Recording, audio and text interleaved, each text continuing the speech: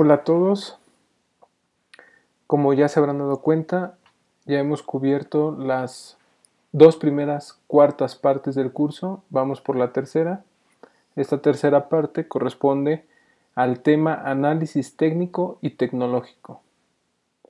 Haciendo un breve recuento de los temas que hemos visto, la primera parte tenía que ver con la generación, la primera parte tuvo que ver con la factibilidad de proyectos, factibilidad de ideas.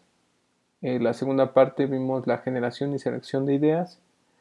Y en esta última parte vamos a abordar el tema desde el punto de vista técnico y tecnológico. ¿Cuáles son los objetivos que vamos a abarcar en esta parte? Bueno, hay un objetivo general, el cual es analizar técnica y tecnológicamente los criterios en el estudio de mercado.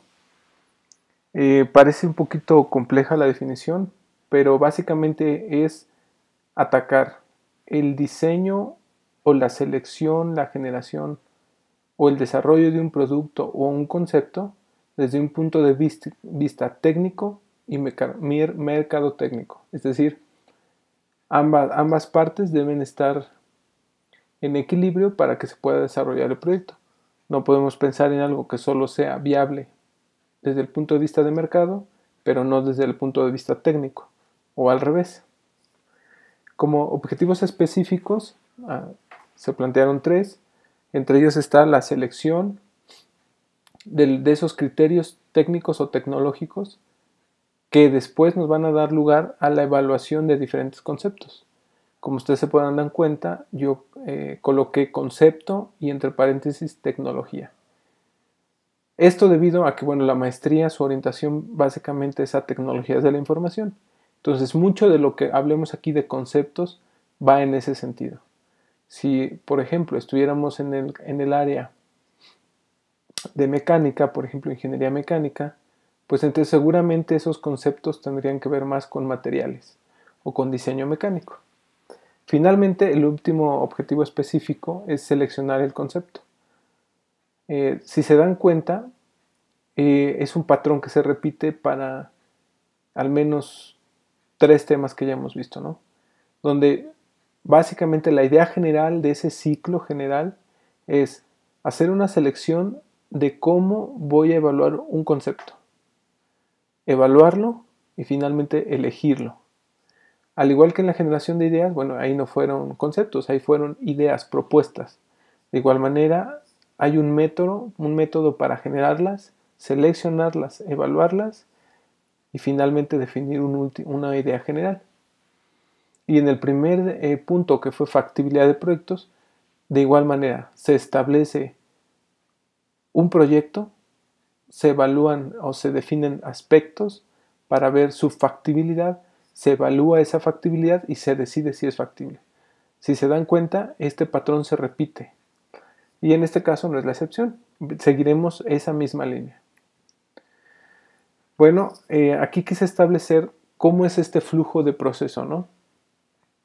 Si se dan cuenta, aquí parto de un tema que ya vimos, que es la selección de conceptos. Esta parte que es el primer, digamos que la primera flecha en esta cadena, o el primer eslabón, pues consiste en un tema que ya vimos anteriormente, que es la selección de ideas, que se dio a partir de generación de ideas. Partiendo del hecho de que ya tenemos una selección de algún concepto, después es necesario definir unos criterios para evaluar ese concepto. Recuerden, ya estamos desde el punto de vista técnico. Se hace la evaluación de los conceptos, suponiendo que sean más de dos. Se hace un estudio de mercado y finalmente con todos esos datos se hace una selección del concepto. ¿Qué concepto va a entrarse a la competencia?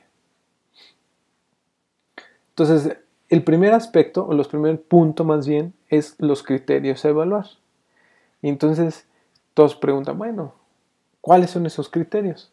Resulta que no hay una regla general de cuáles deben ser esos criterios para evaluar en todos los proyectos.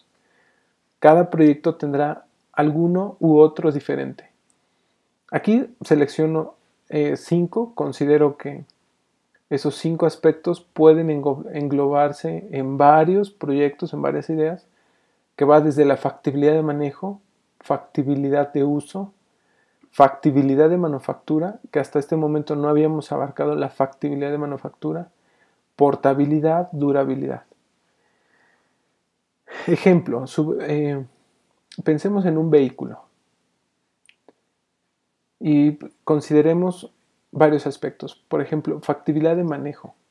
Si es un equipo, bueno, aparte de saberlo conducir, saber manejar, bueno, el hecho de que si trae muchos aditamentos, muchos elementos extra, muchos tags, como les llaman, o Internet of Things, pues ese tipo de cosas hace que complique el uso completo del vehículo.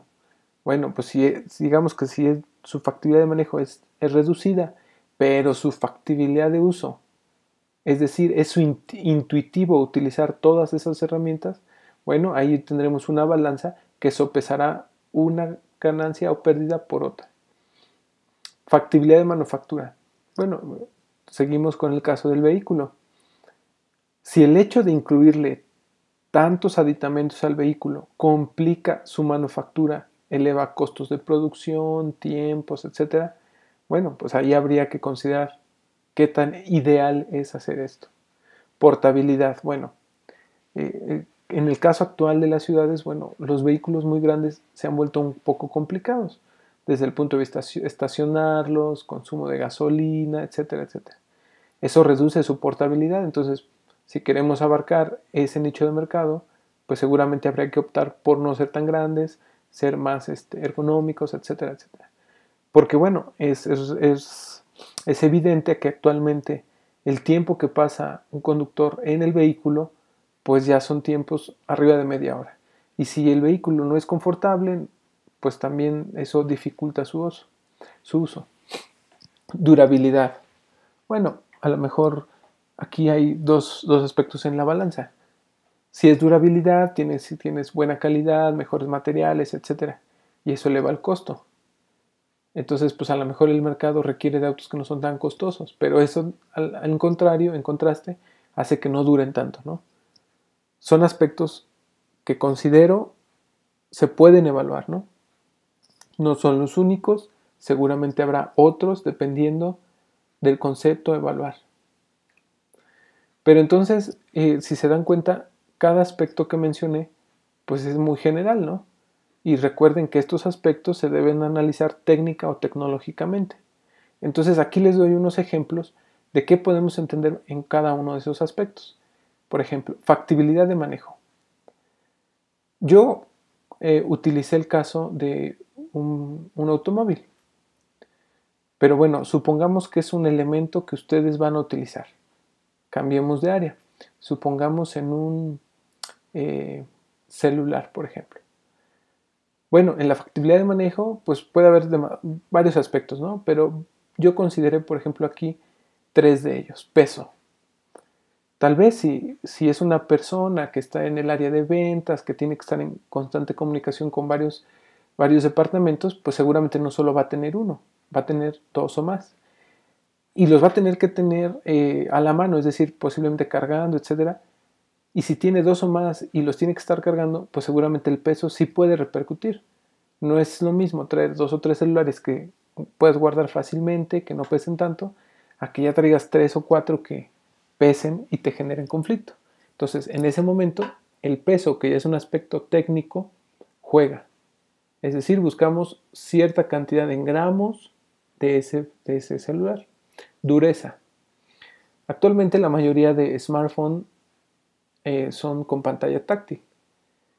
Pero bueno, no todo mundo le pucha esa pantalla con la misma intensidad, ¿no?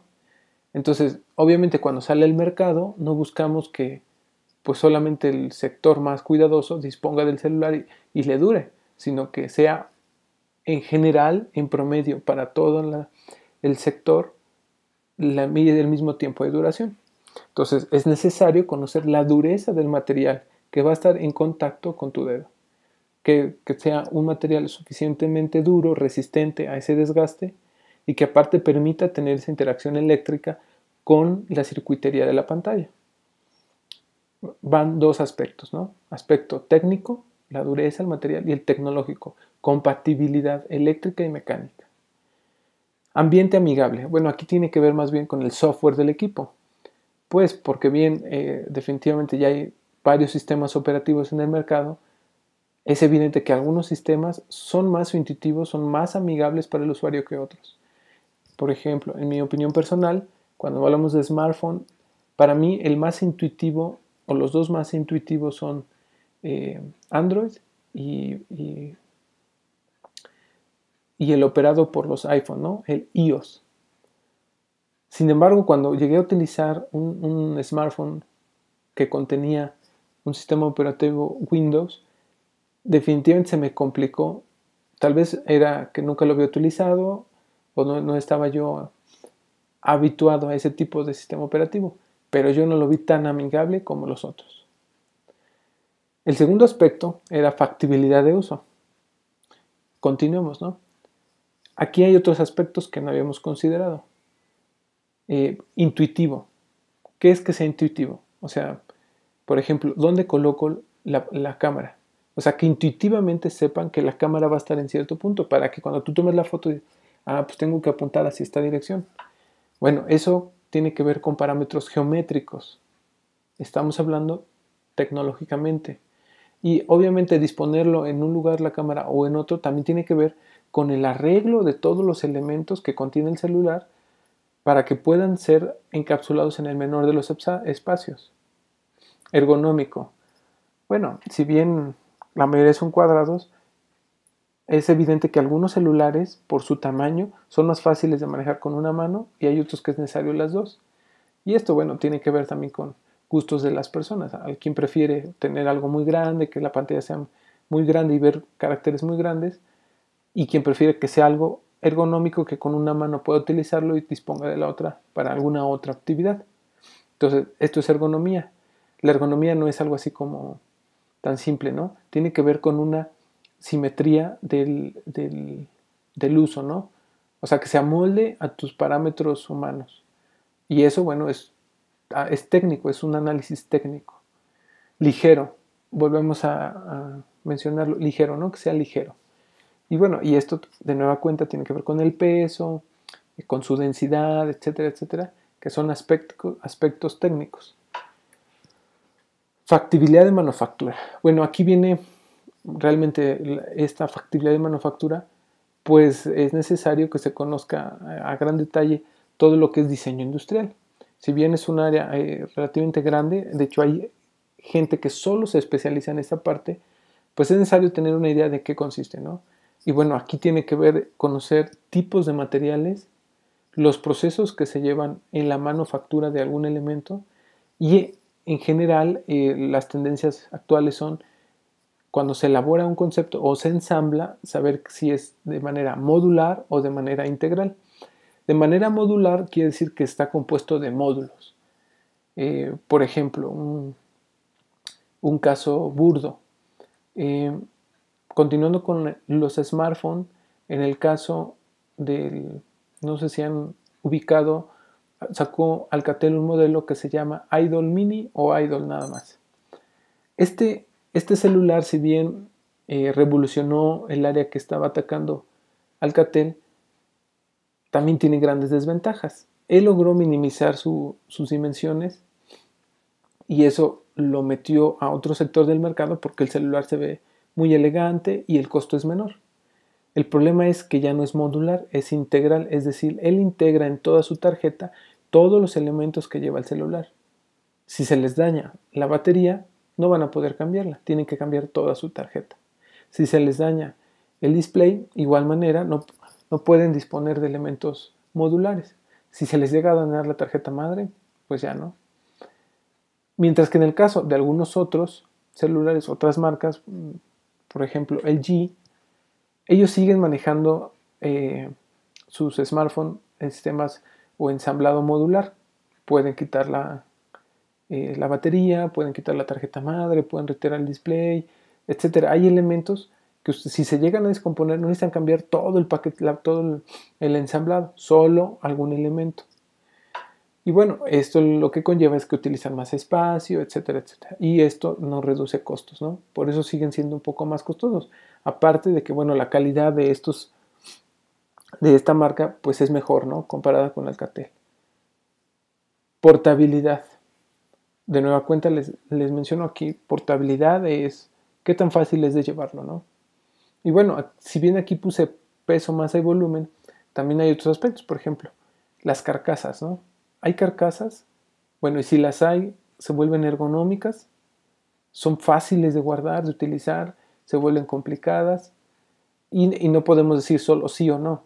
Hay que establecer elementos técnicos, peso, dimensiones, características geométricas, volumen, el material, que todos esos son aspectos técnicos y tecnológicos. Y finalmente me voy por la última que coloqué, que es la durabilidad. Aquí podemos hablar desde la pantalla, audífonos, memoria externa, sistema operativo, actualizaciones, batería, ¿no? Y entonces, por ejemplo, en el caso de la batería, ¿no? Si buscamos que sea muy durable, bueno, ¿cuál es la solución electrolítica actual que permite tener mayor número de cargas y descargas, ¿no? Y bueno, ahí encontraremos infinidad, ¿no? De opciones. Y bueno, ya que conozcamos las variantes de opciones, de cuántos carga y descarga, bueno, la parte económica, cuál es su costo, ¿no? ¿A qué potencia trabajan? Es decir, podemos pensar en watts o podemos pensar en voltaje y corriente. Eh, Eso, bueno, tendrá que ver, es la parte técnica, por ejemplo, de la batería, ¿no? En el caso de la pantalla, les repito, el material, que eso es algo muy importante. O sea, que sea un material rígido, pero sensible, ¿no? Y sensible podemos pensar en, generalmente si son pantallas de sensor capacitivo, estamos hablando de diferencia. Bueno, cuando ustedes colocan su dedo en la pantalla, eso genera una variación en la carga atrapada. Como un capacitor, básicamente almacena energía. Esto se mide en unidades de faradios. Entonces, lo que se busca es que su rango de operación tenga la mayor sensibilidad a esos cambios en faradios. Podemos pensar en 100 picofaradios, que perciba una variación de 100 picofaradios. Y eso lo hace más sensible, etcétera, etcétera. Rigidez, ¿no? Bueno, cuando hablamos de rigidez, tenemos que pensar en su módulo de elasticidad, en su módulo de Young. Y básicamente es cuánta fuerza resiste antes de cambiar de una deformación elástica a una deformación inelástica. Pensémoslo así. Una liga resiste cierta fuerza axial, me refiero cuando ustedes la jalan hasta cierto punto, tiene un módulo de elasticidad. Pero si ustedes siguen estirando, después de que perciben que la liga ya no da más, seguramente se va a romper. En ese momento pasa de su régimen de elasticidad a su régimen de inelasticidad, en el cual, bueno, la liga ya no volverá a su posición inicial, se deformó, ¿no? También se le conoce como deformación plástica. Para todo esto que les menciono ligeramente, superficialmente, hay números establecidos, ¿no? O sea, cuánto vale o cuál es el valor del módulo de elasticidad de algún material. Y eso es importante conocerlo. Rigidez, cuánto soporta antes de romperse. Todos esos aspectos son aspectos técnicos. No solo podemos definir en esta parte diciendo, no, sí resiste. No, no, hay que decir, resiste y hasta qué límite resiste, cuánta fuerza resiste. Bueno, entonces ya que definimos esos conceptos a evaluar, o esos criterios, perdón, para evaluar el concepto, hay que hacer la evaluación del concepto. Entonces, en esta imagen pueden apreciar una, se llama tabla de evaluación de conceptos, donde coloco, al menos, bueno, en este ejemplo son 4 conceptos y 8 criterios, ¿no? 7 criterios, perdón. Entonces, hay aspectos importantes. El primero de ellos es que hay dos calificaciones. Bueno, primero se pondera y hay dos calificaciones. Calificación, digamos que individual y calificación del concepto. Primero, pasando con el punto de la ponderación de la evaluación, hay una columna que ustedes van a ver con el nombre de peso. En ese peso, obviamente es digamos casi un tanto arbitrario, porque la persona que haga la evaluación es la que debe asignar esos porcentajes. Si ustedes suman esos porcentajes, pues dará 100. Entonces la pregunta es, ¿cómo asignó esos porcentajes? Bueno, esto tiene que ver mucho con los requerimientos del cliente o con los requerimientos o especificaciones que ustedes establezcan para su idea o concepto, ¿no? Entonces, por ejemplo, en el caso de este concepto, que no vamos a entrar en detalle, para ellos lo más importante es la precisión en medición de dosis y por eso le asignan un 25%.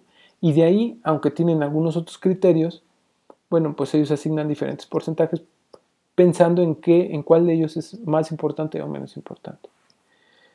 La siguiente columna, ya ahora en el concepto A, que ahí lo colocan como referencia, para colocar uno de referencia, ustedes pueden colocar el que gusten, no hay una regla, por así decirlo, pero hay una columna que dice calificación. Entonces, aquí dan calificaciones desde 2 hasta 5. La escala ustedes la pueden fijar, es decir, pueden poner una calificación de 0 a 10 o de 1 a 10, por ejemplo, o en este caso que va de 1 a 5. Es decir, quien tiene 5 está muy bien calificado. Y finalmente hay una columna que es la evaluación ponderada. Esta evaluación ponderada es el producto del peso con la calificación. Entonces, si se dan cuenta, multiplicar 3 por 5%, pues justamente es lo que tenemos aquí, 0.15. Y van a repetir esta operación con todos los criterios y con todos los conceptos, ¿no? Al final, bueno, van a hacer una suma de puntos. Si ustedes se dan cuenta, en la parte inferior aparece un renglón que dice total de puntos. Es ahí donde suman todos los puntos obtenidos en la evaluación ponderada. Finalmente, hacen una evaluación y colocan el orden del mejor evaluado al menor evaluado. Es decir, el que tenga el mayor puntaje será el número 1 y el de menor puntaje será el 4 en este caso, ¿no? Y finalmente, bueno, aquí colocan una línea, ¿no? De continuar o no continuar. Y para ellos, bueno, el concepto DF, que es tope de palanca, es el que van a desarrollar. Entonces, aquí hay otros puntos importantes. Si se dan cuenta, el orden alfabético es A, D, F, E y G. Pues no hay orden, ¿no? Debería ser A, B, C, D, luego E, luego F y al final G. Entonces, ¿a qué se debe? Bueno, hay algunos aspectos que voy a mencionar. Reiterando, cada criterio de evaluación se le asigna un peso o porcentaje, eso lo deben tener en mente. Para cada concepto se evalúan los criterios asignando una calificación de escala previamente establecida. Repito, ustedes pueden establecerla. No sé, 1 a 5, 1 a 10, tal vez 0 a 3. De preferencia no utilicen el 0, pues para que no se le asigne un valor 0, ¿no? A una evaluación ponderada. Pero al final de cuentas, lo que ustedes tienen que ver es que al hacer esta escala, ustedes pueden asignarle un valor numérico y de esta forma realizar objetivamente una comparación entre diferentes conceptos. Los últimos 3 aspectos que coloco son los importantes y los que quiero retomar respecto de la imagen anterior. Se debe obtener una evaluación ponderada y esto es multiplicar el peso por la calificación asignada. Se obtiene un total de puntos y se asigna una posición. Si bien ustedes pueden pensar que esto es así como que, ¿cuánto trabajo tengo que hacer? ¿Cuánto detalle? Este método les va a establecer para que ustedes, si pasan el tiempo y llega un momento que digan, bueno, ¿y por qué elegimos este concepto? No tengan que regresar a la tabla y ver todos los criterios, todos los pesos y simplemente con ver el total de puntos y la numeración asignada podrán obtener, ok, ya sé por qué. Y entonces a lo mejor solo estudiar el caso seleccionado. Bueno, es posible que cuando ustedes generen esta tabla de evaluación de concepto tengan algunas dudas. Y la primera de ellas que va enfocada seguramente es con por qué aquí asignan concepto DF, ¿no? Bueno, resulta que hay durante este proceso y durante el proceso de selección de concepto, ustedes pudieron haber encontrado 2 conceptos que tengan resultados muy similares. Es decir, si en alguno obtuvieron un puntaje de 10 y el otro de 11 y los demás abajo de 5, bueno, es evidente que los demás pues ya no cuentan, ¿no? Pero los que tengan resultados de 10 y 11 están muy cercanos. Entonces, ¿por qué elegir 11 y despreciar 10? Posiblemente sean muy similares. Entonces, aquí hay una toma de decisiones importante porque ustedes en ese momento pueden optar por otras 3 opciones en lugar de desechar solamente una. Una de ellas es, bueno, ver qué tan la factibilidad de cada uno, ¿no? A lo mejor ponderaron con criterios, pero se dan cuenta que cuando lo lleven a la factibilidad de uso, manejo, manufactura, venta, pues alguno de ellos predomine, ¿no? Sobre el otro, aun cuando ya estén ponderados. Bueno, pues pueden optar por esa. Otra opción es que si bien 10 y 11 solamente varían por un punto, posiblemente puedan combinar conceptos. Es decir, si un concepto resuelve mejor una tarea que el otro, esa tarea la agregan al concepto y hacen una combinación de ambos. Y la última de ellas es mejorar uno de los conceptos, que básicamente es, bueno, en caso de que ninguno de los dos realice una tarea específica de la mejor manera, bueno, seleccionar cuál de los dos conceptos es el mejor y aún así mejorarlo. Bueno, por último, para pasar, pasaremos al estudio de mercado. Entonces, el estudio de mercado realmente es muy amplio, tiene varios aspectos. Y bueno, aquí yo quise, digamos que, resumir cada uno de ellos en algunos pasos, ¿no? El primero de ellos es definir un propósito de la prueba. Si bien el estudio de mercado se puede pensar solamente si se va a vender o no, no necesariamente, incluso se puede pensar en mejoras al concepto. Es decir, sabemos que se vende, pero ¿por qué no se vende más? ¿O por qué pues se vende, pero también se vende un concepto de la competencia? Entonces hay que mejorarlo, ¿no? Entonces también se puede hacer un estudio de mercado para hacer estas mejoras. El segundo paso es seleccionar una población. Y bueno, aquí es otro aspecto importante. Todo mundo, ustedes pueden estar en algún curso de estadística y ellos les van a decir, tienen que tomar una muestra representativa de la población. ¿Y cuál es una muestra representativa de la población? Bueno, hay diferentes métodos que les pueden decir cuál es una muestra, ¿no? Y en definitiva, pues es muy amplio, ¿no? No hay una regla general. Es importante que ustedes tomen en consideración para definir esta muestra el propósito de su encuesta o el propósito de su estudio y el sector de la población que abarcará el producto. Y yo considero que con estos dos aspectos ustedes ya pueden tener una idea de qué muestra de la población pueden o de cuánto estamos hablando, de cuántas personas, de cuánto, etcétera, etcétera, ¿no?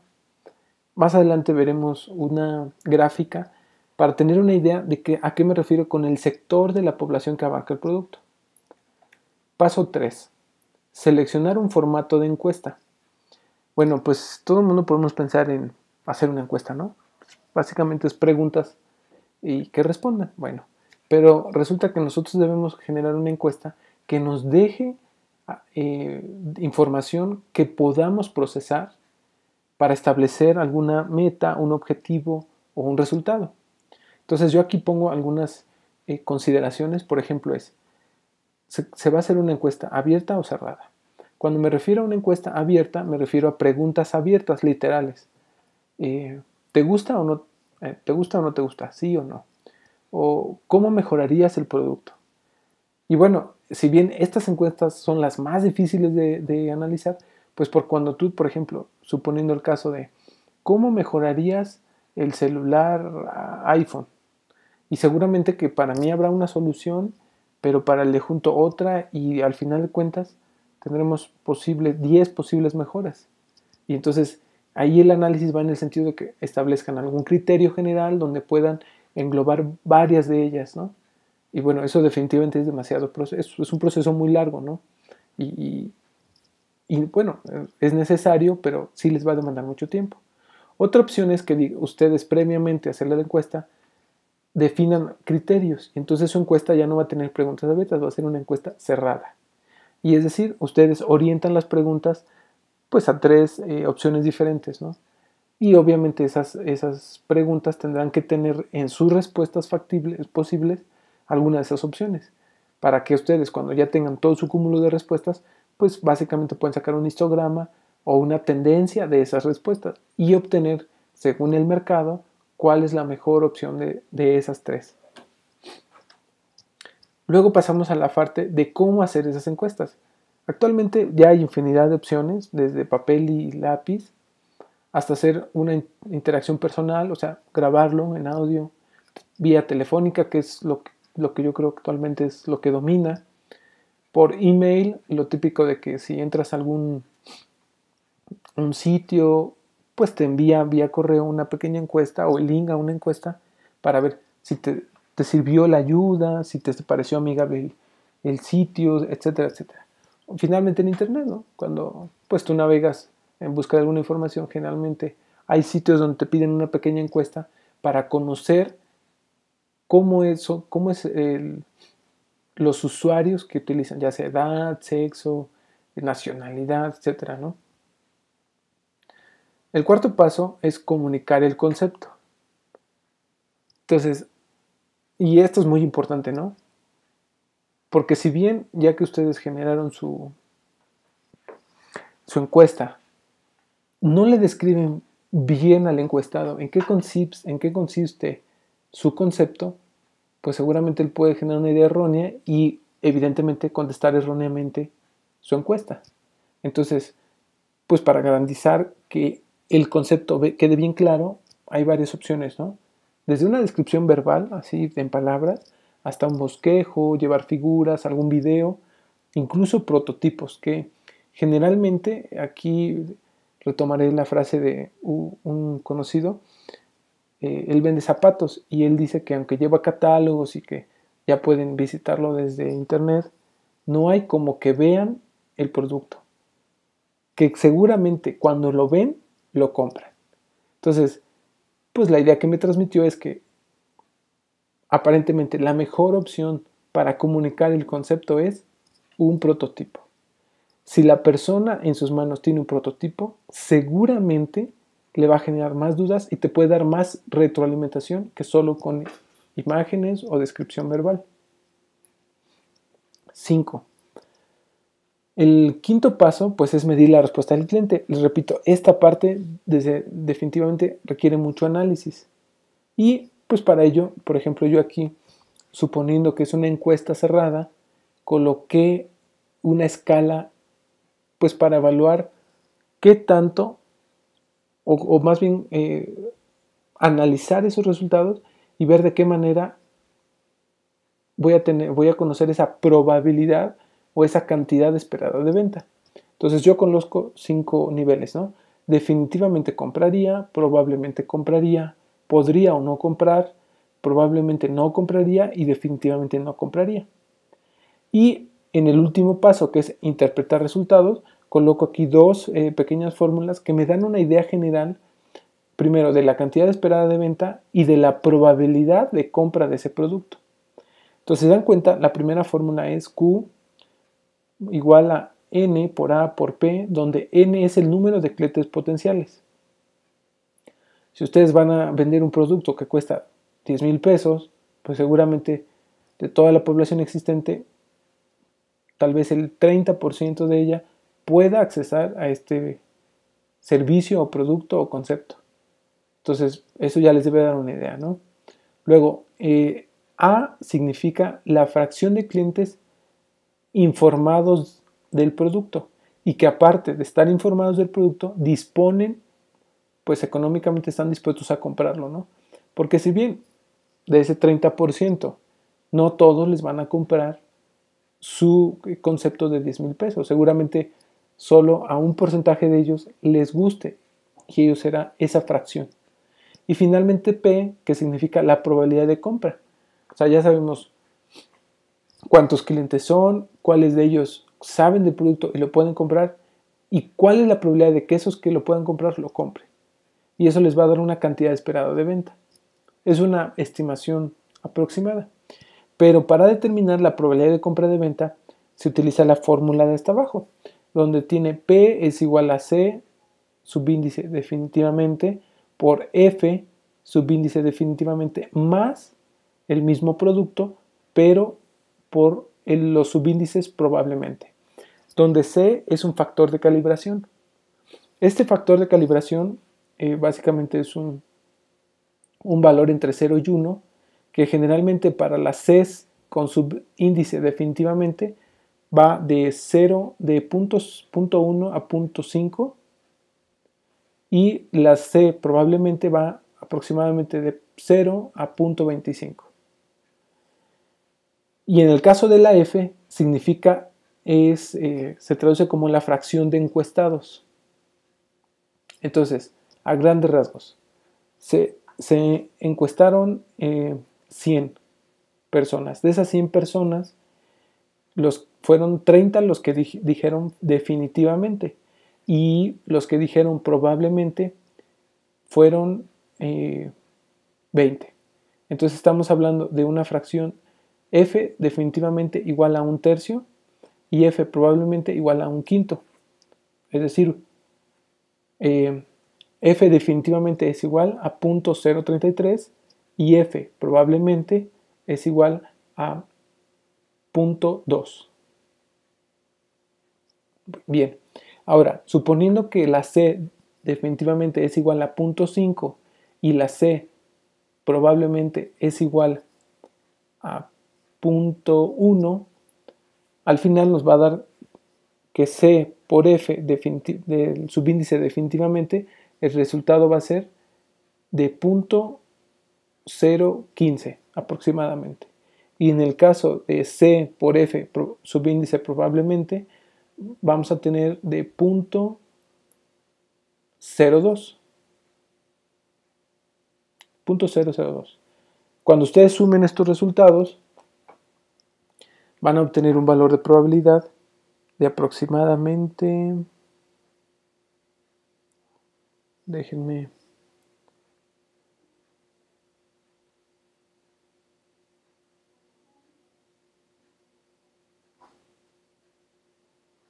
de 0.185. Obviamente esto ya lo hice con calculadora, ustedes lo pueden corroborar en su casa. Es decir que esa P vale 0.185, es decir, hay una probabilidad del 18-19% de que se compre ese concepto. Y bueno, obviamente ustedes van a después multiplicar por N por A y les va a dar una cantidad esperada de venta. Entonces, como les mencionaba, esta imagen hace referencia al tamaño de mercado y tiene que ver con el criterio para seleccionar la muestra de la población.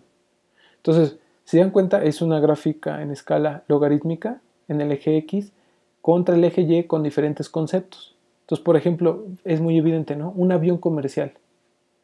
Pues estamos hablando de algo que es muy caro, que no todo el mundo compra, y que estamos hablando de alrededor de 100 unidades al año, ¿no?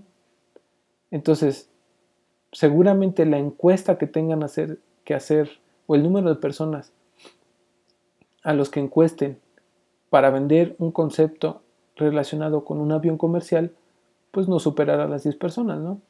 Porque estamos hablando de 100 unidades que se venden al año, y es de esas 100 unidades, pues posiblemente no sean ni 50 empresas diferentes, ¿no? Pero bueno, ahora supongamos que vamos a vender juguetes. Y en juguetes, si se dan cuenta, aquí nos dice que el volumen de venta al año va desde 1 millón hasta algo así como 100 millones de juguetes.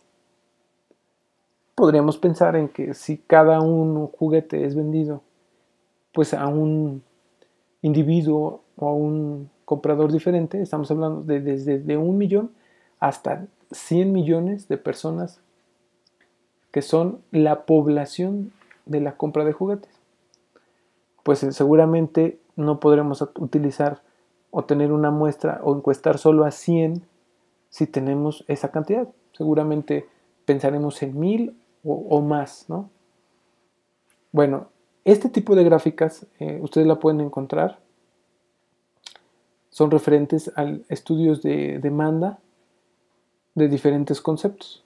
Y esto les puede dar una idea de cuál debe ser el tamaño de su muestra respecto de la población que abarca el mercado que ustedes van a generar, digo, el concepto que ustedes van a abarcar.